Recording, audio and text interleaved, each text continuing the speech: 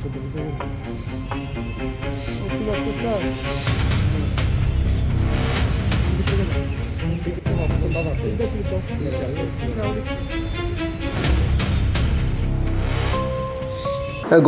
আমরা একজন লোককে অ্যারেস্ট করেছি, যার বাড়ি লিচু বাগান।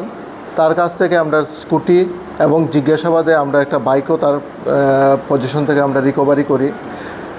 তাদের যাকে আমরা অ্যারেস্ট করেছি তাকে 15/2024 কেস কানেকশনে আজকে আমরা পুলিশ রিমান্ড চেয়ে করে ফরওয়ার্ড করব।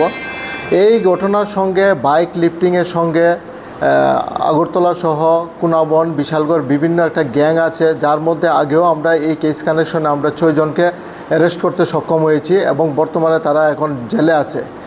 আর কালকে যাকে আমরা অ্যারেস্ট করেছি তাকেও আমরা জিজ্ঞাসাবাদ করে আর তার সঙ্গে কোন কোন গ্যাং আছে বাইক লিফটিংয়ের আমরা উদ্ধার করতে সক্ষম হব।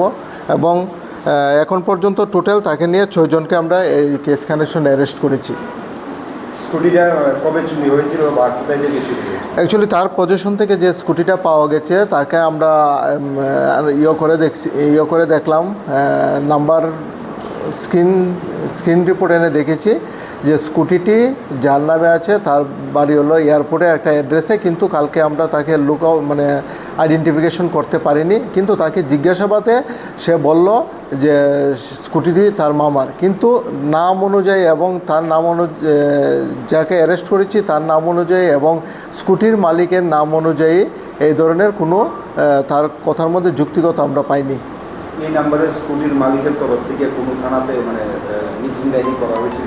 আমাদের এখানে কোনো মিসিং ডায়েরি করা হয়নি, কিন্তু আমরা এখন তদন্ত করে দেখছি অন্য কোনো থানাতে করা হয়েছে কিনা।